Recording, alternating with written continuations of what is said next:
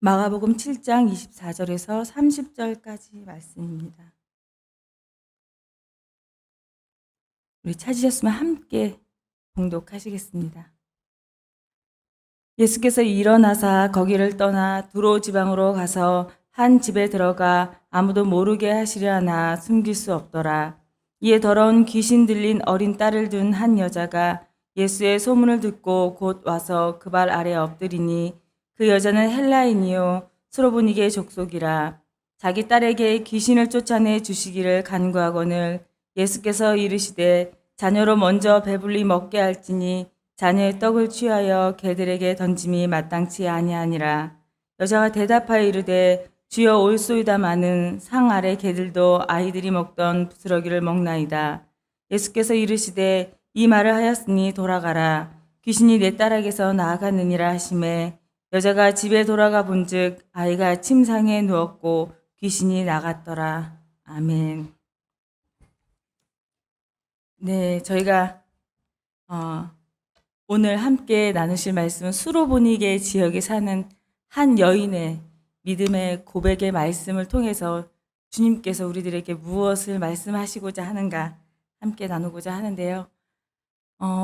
우리가 지난주까지 한 3주간에 걸쳐서 3주간에 걸쳐서 주님의 율법, 정결법에 대한 말씀에 대해서 함께 나누고 배웠습니다. 얼마나 유대인들이 정결법, 율법에 대한 말씀을 중시하였는지에 대해서 우리가 충분히 알았고 또한 그것에 대해서 예수님께서 얼마나 반대하셨는지에 대해서도 아마 알았을 것입니다.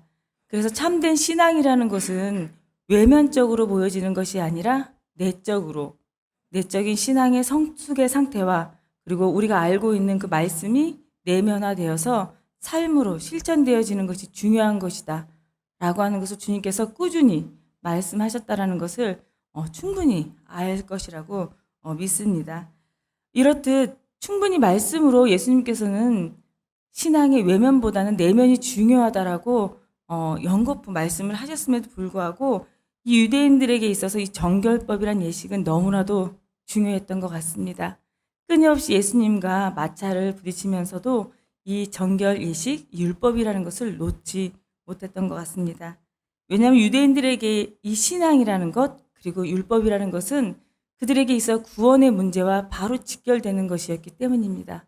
여러분들이 어려서부터 지금까지 이 기독교라는 것을 선택하고 이 교회에 나와서 이렇게 하나님을 예배하는 이유 또한 이 구원의 문제와 아주 밀접하게 연관이 되어 있지 않습니까? 그리고 구원을 받았다라고 믿는다면 이 성화의 과정, 내가 내 죄를 씻는다.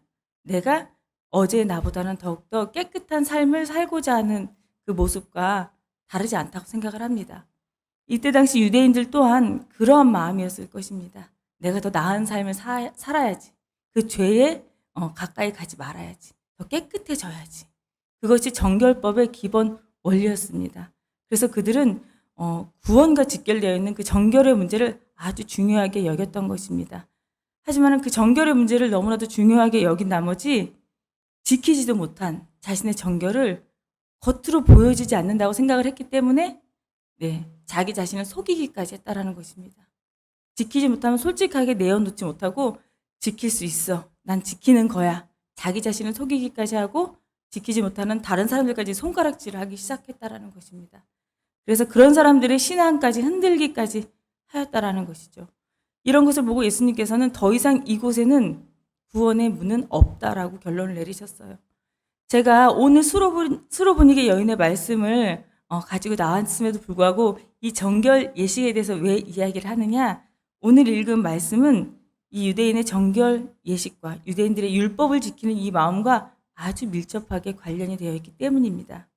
왜냐하면 유대인들은 수천 년간 하나님을 믿는 정통 그런 신앙인들입니다. 그런 그들의 믿음이 옳다면 하나님이 그들의 손을 들어주셨겠죠. 그런데 주님께서는 그 율법의 논쟁 끝에 이 7장 마지막 부분에 수로보니게 여인의 이 비유의 이야기가 나오는 것입니다. 왜일까요? 주님께서 손을 들어주시는 거예요. 너희들이 말하는 그런 신앙 아니야.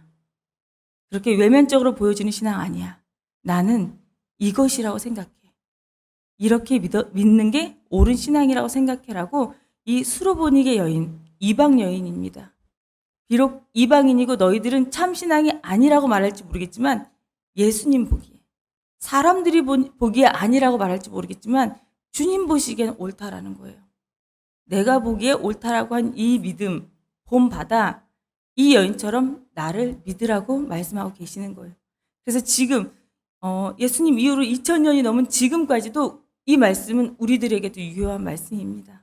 무엇이 우리들의 신앙 가운데 중요한 것인지를 중요하게 말씀하고 있는 것입니다.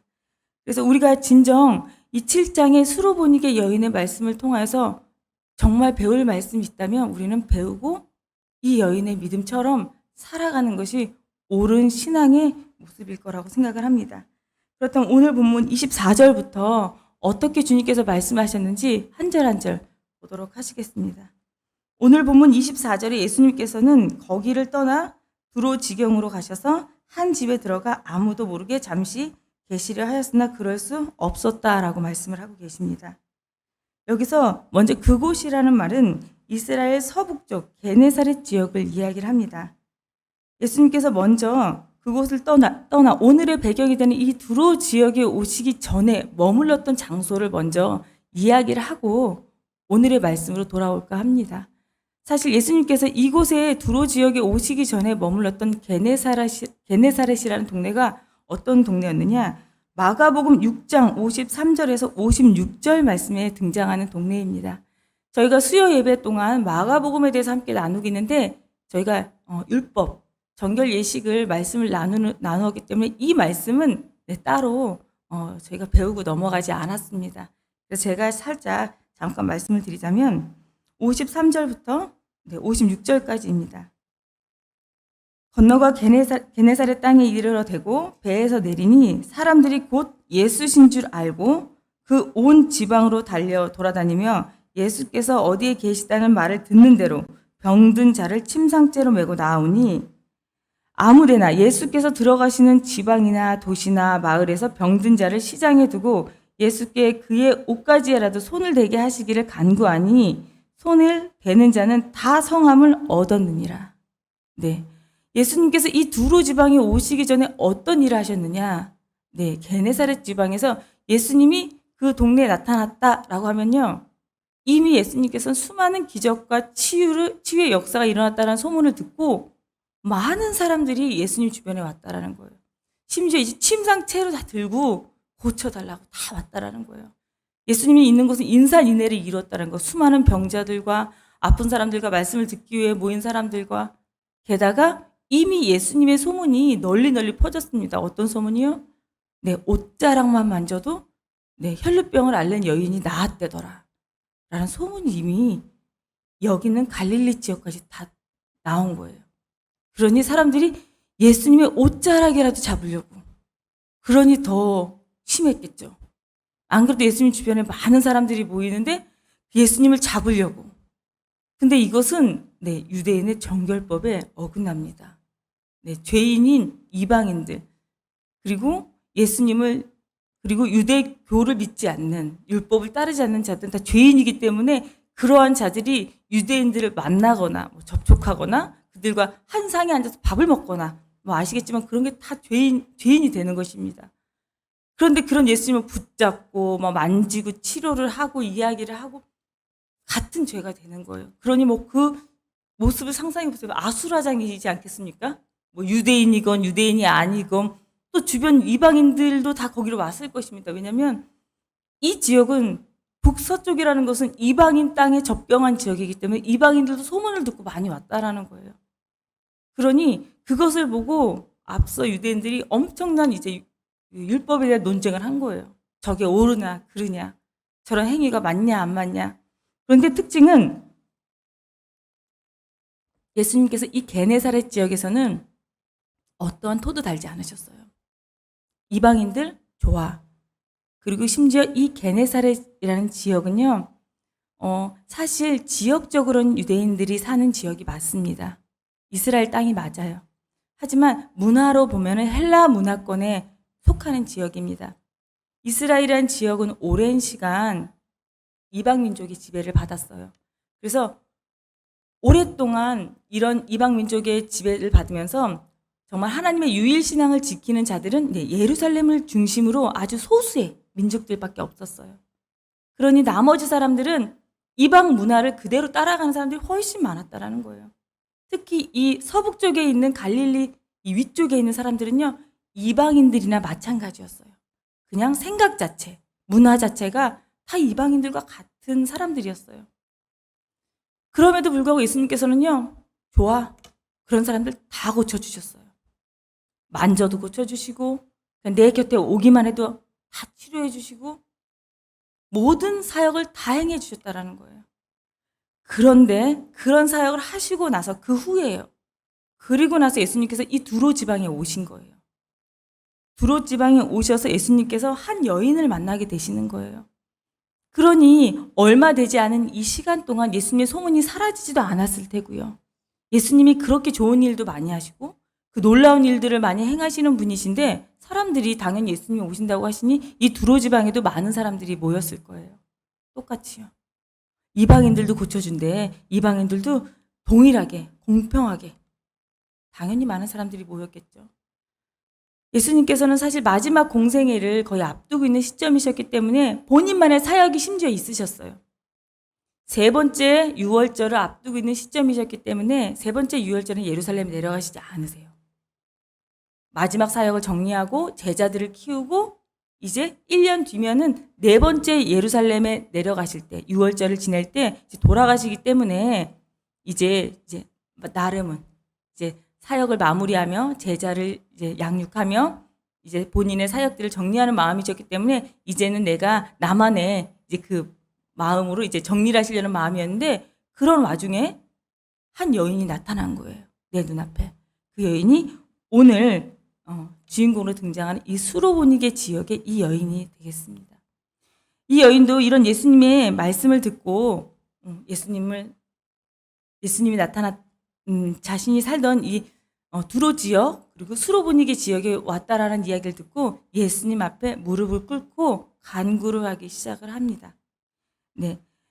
근데 제가 오늘 이 예수님께 나타났던 이 수로보니게 여인을 말씀드리기 전에 또 이 수로보니게 여인에 대해서 하나 말씀을 드리도록 할게요. 왜냐하면 오늘 본문상으로 보면 수로보니게 여인을 짧은 말씀이었지만 수로보니게 여인을 나타내는 말이 상당히 길었습니다. 수로보니게 여인을 수식하는 말을 저희가 한번 보자면 이렇게 등장을 합니다.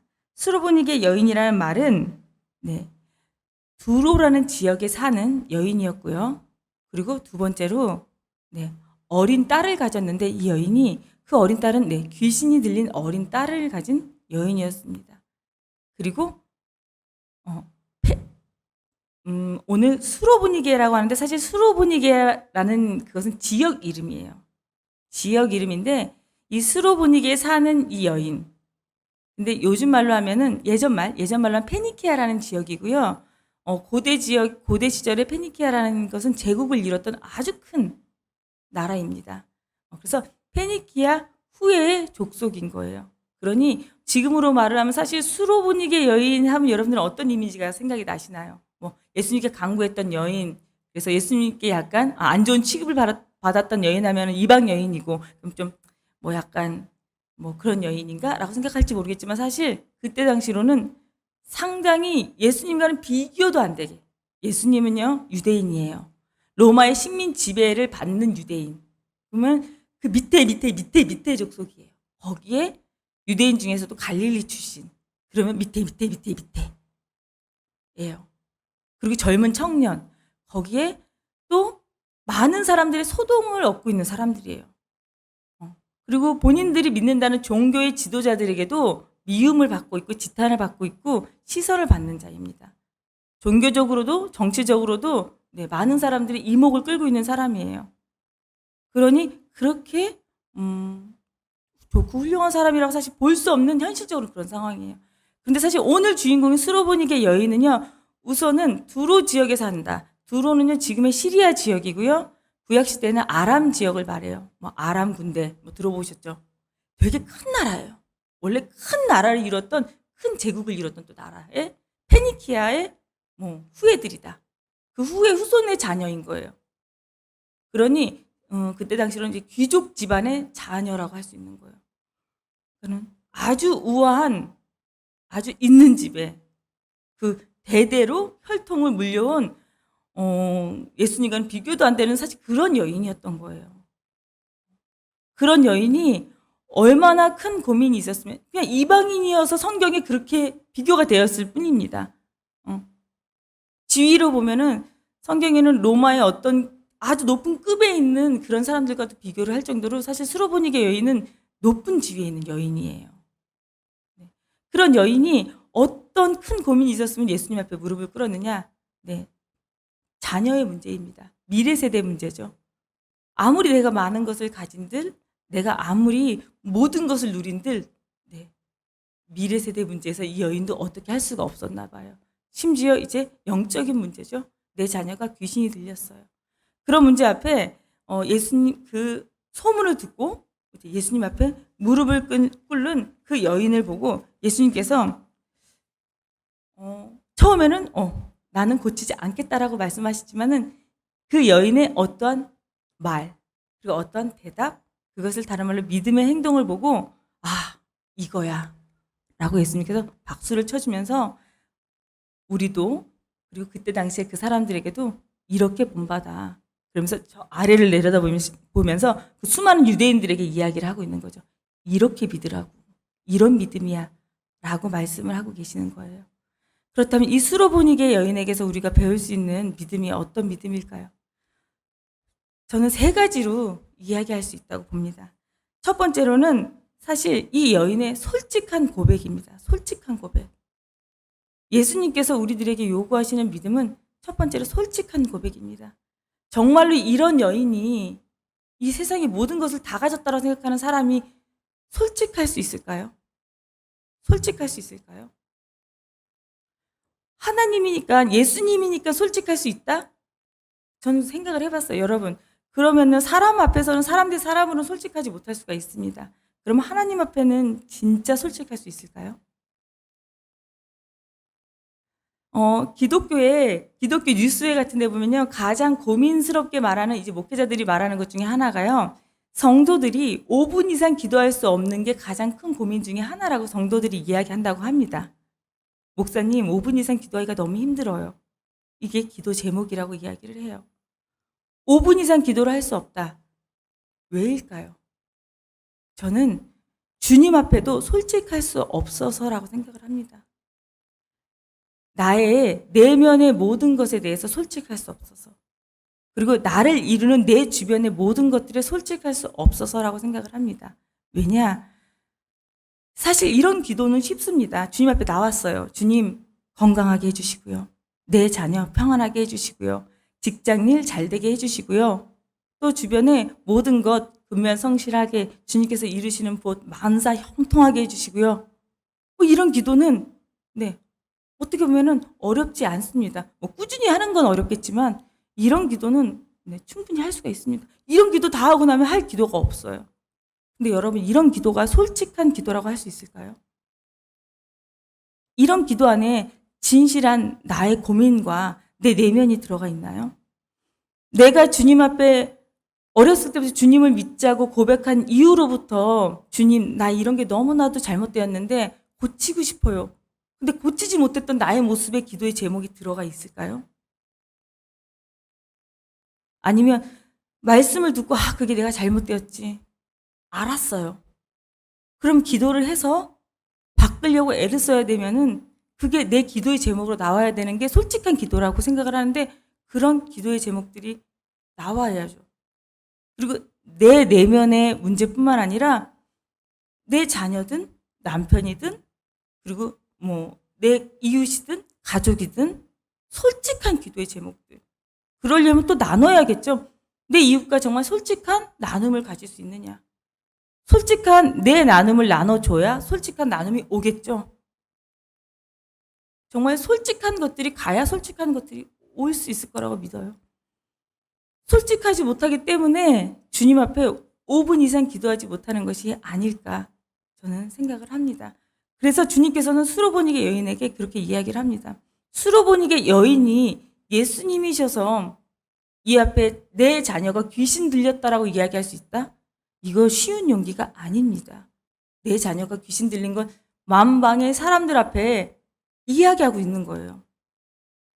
저는 여러 드라마나 수많은 곳에서 그걸 봤습니다. 재물을 가지고 지위가 있는 사람들은요, 이런 사람을 집으로 부르더라고요. 조용히. 집으로 불러가지고요, 내 고민이 이건데 들어보렴. 이런 장면을 많이 봤지, 본인이 무릎 꿇고 나아가는 모습은 대부분 주인공일 경우에 올바른 거, 올바른 올바른 거예요, 이게요. 솔직하게 그분 앞에 나아가 내 솔직한 모습을 고백하는 게 올바른 것이겠죠. 그래서 우리는 주님 앞에 솔직한 거, 예수님이 이 수로보니게 여인을 통해서 우리에게 이야기하고 싶은 믿음은 첫 번째, 솔직하게 주님 앞에 나아가는 믿음의 모습입니다. 그리고 두 번째로 주님이 이 여인을 통해서 우리에게 말씀하시고자 하는 것, 그리고 이건 뭐 그때 당시도 마찬가지예요. 두 번째로 주님 앞에 무릎을 꿇는 결단력 있는 행동입니다. 솔직하게 이야기를 했고요. 이 여인이요, 정말 결단력 있게 주님 앞에 무릎을 꿇었어요. 아무것도, 용기예요, 용기. 눈치 보고 주변 상황 보지 않고 나와 주님밖에 없다라는 이 결단력 있는 행동입니다. 그런 행동으로 이 여인이 무릎을 꿇었는데요. 이 여인이 앞서 말씀드렸지만 그때 당시 상당한 귀족 출신의 아주 높은 지위에 있는 명예와 지위가 있는 여인이라고 하였습니다. 이 여인이요, 수많은 사람들이 있는 그런 무리들 가운데, 무리들이 있는 가운데 무릎을 꿇었어요. 무릎을. 그리고 그 젊은 갈릴리 출신의 그 청년 앞에 무릎을 꿇었다라는 거예요. 이거는 정말 쉬운 겸손도 정말 그런 겸손이 없습니다. 그래서 성경에서 이 여인의 겸손을 뭐라고 이야기를 하냐면, 진심을 담은 완전한 겸손과 절대적인 신뢰의 모습이라고 이야기를 해요. 이런 여인의 모습을 겸손한 자세라고 이야기를 하는데, 성경적인 말로 이 여인의 모습을 겸비라고 이야기를 합니다. 겸손과 겸비, 영어로 humility라는 말을 써요. humility라는 말을 쓰는데, 여러분들 휴먼이라는 말을, 이 사람이라는 뜻 아시죠? 휴먼. 이 humility라는 말의 어원과 이 휴먼이라는 어원이 같습니다. 이 휴먼의 어원은요, 휴무스라는 어원인데요. 보시다시피 먼지, 흙이라는 뜻입니다. 그리고 이 humility라는 말도 먼지, 흙이라는 뜻입니다. 그러니까 우리가 알고 있는 이 겸손이라는 말이 먼지, 흙이라는 거예요.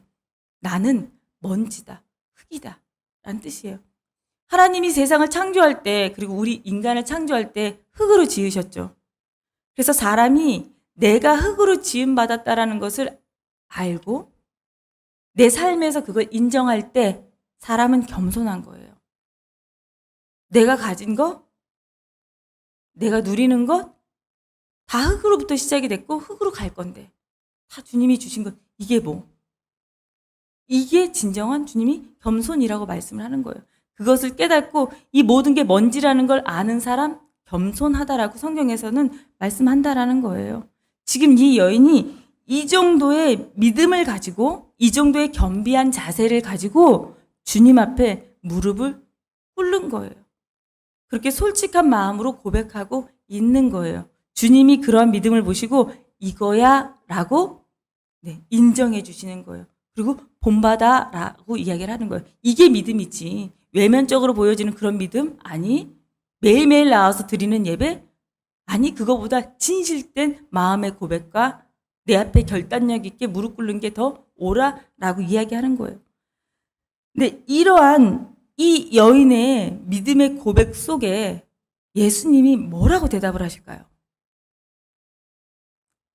27절에 주님께서는 이렇게 말씀을 하십니다. 여러분들이 가장 기대하는 대답이죠, 지금. 예수님께서 이르시되 자녀로 먼저 배불리 먹게 할지니 자녀의 떡을 취하여 개들에게 던짐이 마땅치 아니하니라. 지금 제가 앞서 말한 여인의 이 믿음의 고백을 본다면 예수님께서 이렇게 말씀하시는 거 1번 너무해, 2번 온당치 않아. 주님께서 수로보니게 여인에게 이렇게 말씀을 하셨어요. 결과는 여러분들이 하나님께 기도를 올렸습니다. 근데 주님의 응답이 만약 안 돼, 안 해줄 거야. 그건 아니야. 그리고 기도 응답이 이루어지지 않아요. 기도 응답이 깜깜무소식이에요. 어떤 대답도 없어요. 내지는 노라고 온다면 여러분들은 어떤 기분이 들 것 같으세요? 이런 상황이 우리의 상황이라면 이런 두 가지 상황이 오지 않을까 싶습니다. 이렇게 주님 앞에 겸손하게, 겸비하게 주님 앞에 나아갔어요. 이건 틀린 모습이 아니라고 주님께서 말씀하셨어요. 이렇게 해야 된다고 얘기했어요. 맞다, 오케이라고 이야기했어요. 그랬을 때도 주님께서 들어주시지 않는다면 이런 우리의 태도가 나올 거예요. 1번. 아니라고요, 주님? 안 들어주신다고요? 주님, 그럼 어떡해요? 아니라고요? 그럼 어떻게 해요? 언제요, 주님? 그럼 어떡하죠, 주님? 응답 안 해주시나요, 주님? 어떡하죠? 주님, 어떡하죠? 주님? 너무 아파요. 너무 슬퍼요. 주님이 응답해 주시지 않아서 너무 괴로워요. 너무 슬퍼요, 그냥. 계속 슬퍼요. 계속 괴로워요, 그냥. 왜? 응답 안 해주셔서. 그래서 주님 앞에 뭐 어떻게 할 수가 없어요. 그래서 그냥, 주님, 이런 마음으로 어떠라는 거예요, 주님? 저 어떻게 하면 좋죠? 이런 마음. 두 번째 마음이에요. 주님, 아니라고요? 안 들어주신다고요? 주님, 겸비한 마음이었다면 이런 답이 나온다고요. 주님, 그거 안 들어주시면 어떡해요, 주님? 상황 아시잖아요, 주님, 지금. 저 그러면 그거 안 해주시면 이거 못해요. 주님, 그거 안 들어주시면 이것도 안 되고요. 저것도 안 돼요, 주님. 이거 막히고요. 저거 막히고요. 이것도 안 되잖아요, 주님. 주님, 안 되는데요? 주님, 그럼 저 그거 못해요. 이것도 못하고요. 그것도 못해요. 이런 대답. 여러분들은 어떤 대답을 하시나요? 어떤 반응을 보이시나요? 내게 주님이 그렇게 응답을 하신다면요.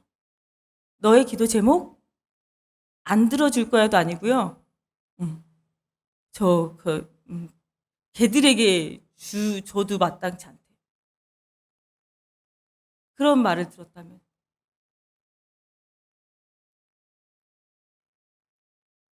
이 두 대답 중에 아마 한 대답이 나오는 경우가 많을 거라고 생각이 듭니다. 저 또한 주님께 수많은 기도를 올려드렸을 때 이 두 대답 중에 한 대답이 상당히 당연히 많았습니다. 아니라고요? 내지는 주님, 어떻게 너무 가슴이 아파요. 안 돼요?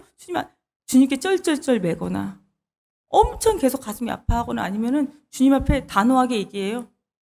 막 주님 멱살을 잡아요. 그걸 소위 협박이라고 하죠. 주님을 막 협박해요.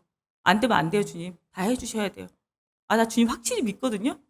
주님을 믿는다라는 것만으로 주님을 막 협박도 했습니다. 하기도 해요. 그렇다면은 올바른 믿음의 대답은 뭐였을까요? 그게 정답이겠죠. 그걸 보고 주님이 이거야 라고 이야기를 했다라는 거겠죠. 이것도 저것도 아니면 이거예요. 28절입니다. 여자가 대답하여 이르되 주여 올소이다마는 상 아래 개들도 아이들이 먹던 부스러기를 먹나이다. 이게 정답이라는 거예요. 주여 올소이다마는 상 아래 개들도 아이들이 먹던 부스러기를 먹나이다. 그때 예수께서 이르시되 이 말을 하였으니 돌아가라.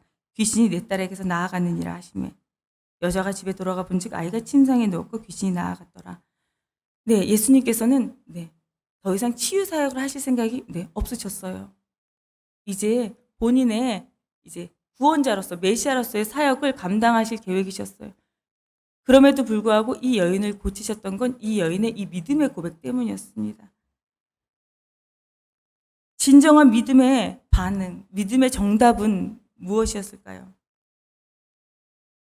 좌절하지 않는 거예요. 내 기도가 응답되지 않았어. 내가 원하는 대로 그 해답이 이루어지지 않았을 때 좌절하지 않는 것입니다. 주님을 협박하지도 않는 것입니다. 분노하지 않는 것입니다. 주님께 실망하지도 않는 것입니다. 주님을 끝까지 신뢰하는 것입니다. 지금은 이루어지지 않았지만 주님께서 이렇게 이루어지지 않는 이유가 있을 거야. 주님이 이러시는 이유가 있지. 난 그분을 신뢰해. 주님이 이러시는 이유가 있겠지. 주님의 말씀이 옳지. 나보다 나를 더 잘 아시고 내가 어떻게 주님보다 더 크다라고 이야기할 수 있겠어. 지금 주님이 아니라고 말했는데 어떻게 내가 옳다라고 이야기할 수 있겠어. 맞아. 나는 그렇게 됐으면 좋겠고 나는 이렇게 됐으면 좋겠어라고 기도 제목 올렸지만 주님이 지금 이 현실에서 아니라고 말하면 아닌 거지. 맞아요, 주님. 제가 기도 올려드렸고 그것이 주님이 지금 아니라는 답을 내게 주셨으면 그거는 주님이 맞으신 거죠. 맞아요, 주님. 주님의 뜻이 맞아요. 이건요, 여러분, 수긍이 아니라 주님을 향한 절대적인 신뢰인 거예요. 내가 올려드린 기도에 대한 주님을 향한 내 신뢰의 믿음인 거예요. 주님은 그것을 보시고 진짜 나를 믿는구나. 하지만 이 여인이 뭐라 해서 주여 올소이다마는 네, 주님을 신뢰한 거예요. 네, 맞습니다. 심지어 네, 저는 그런 강아지가 개 같은 사람이에요. 맞아요. 저 이방인이죠. 전 구원받을 못할 사람이죠. 저 그렇게 부족하죠. 인정하는 거예요. 하지만 그 여인이 뭐라고 이야기했느냐? 상 아래 아이들이 먹던 부스러기를 먹는다고. 그런 부족한 존재도 먹는다고.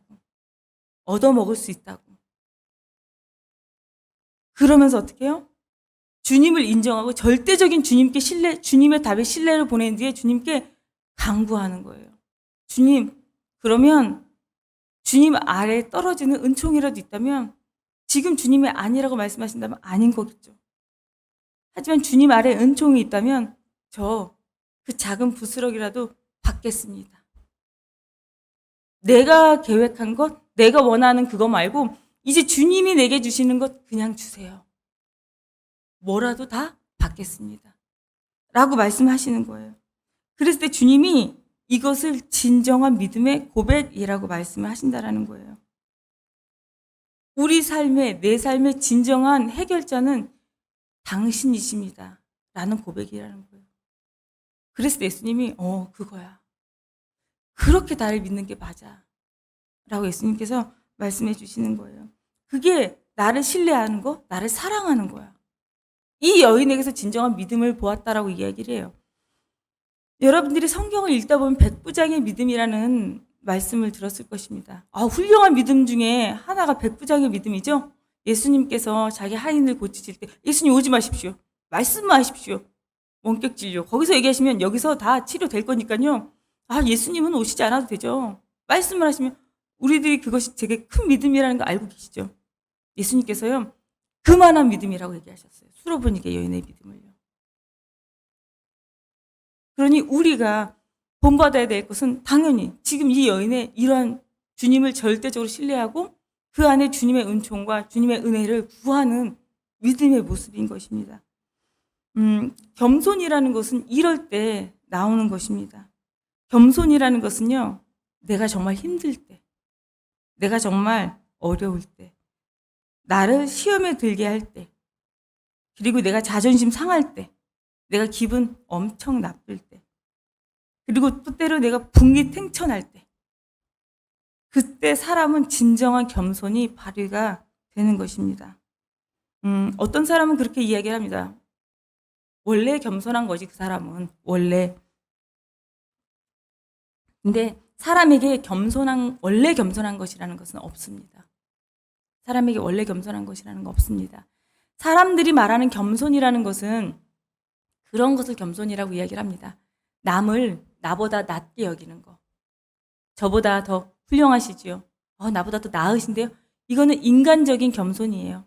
사람은 다 죄인이고 부족하기 때문에 나보다 상대를 더 높여줄 수는 있습니다. 그 정도의 겸손은 다 가질 수 있어요. 그걸 정말 겸손하다 최고다.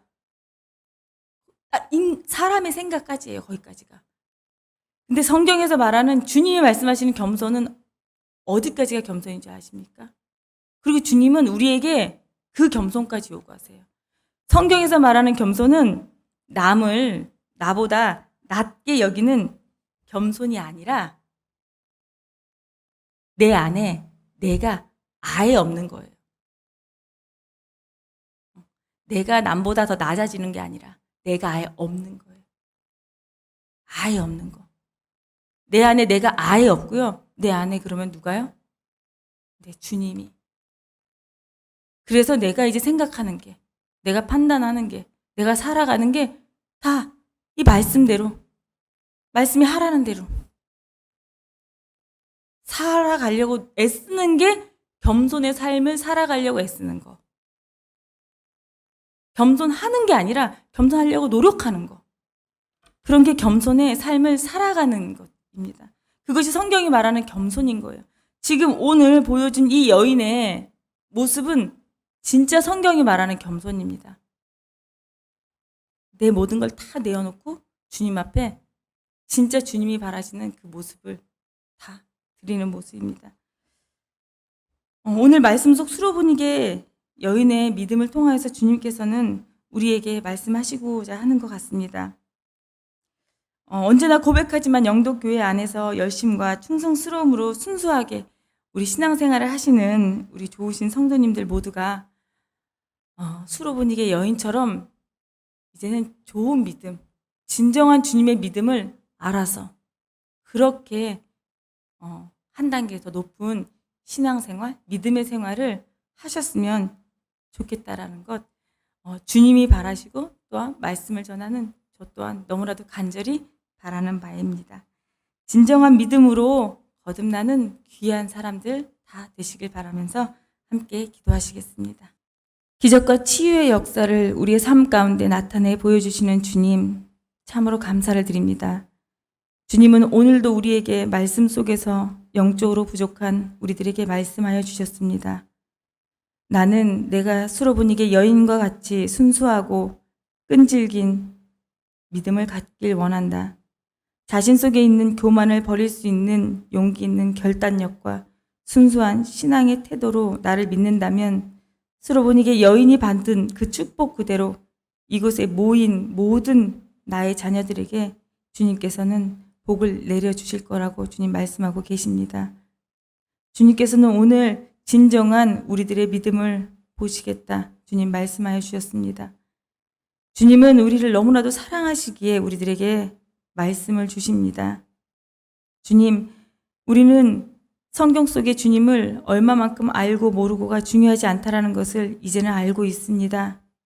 하지만 말씀에 드러나는 주님을 진심으로 믿고 우리의 솔직한 고백으로, 우리의 솔직한 삶으로 주님을 증거하고 내 내면에 주님을 실천하며 사는 그 삶이 더욱더 중요하다는 것을 저희들 이제는 알게 되었습니다. 주님, 예수님을 올바로 알지 못하고 믿지 못하고 그리고 항상 기도하면서도 돌아서 죄 앞에 서 있는 우리의 영혼들을 주님 불쌍히 여겨 주시옵소서. 부족한 저희들 주의 긍휼의 은혜로 용서하여 주시고 수로보니게 여인의 믿음을 본받아 떨어지는 부스러기 축복도 강구하는 겸손한 신앙을 본받게 하여 주시옵소서. 주님께서 원하고 바라는 기쁨의 자녀로 살아가길 원하며 부족하지만 주님의 사랑 안에 거하길 바라는 주의 자녀들, 이 주의 자녀들이 드리는 이 진심의 예배를 주님 받으실 거라 믿고 바라며 사랑과 은혜가 충만하신 예수님의 이름으로 감사히 기도드렸습니다. 아멘.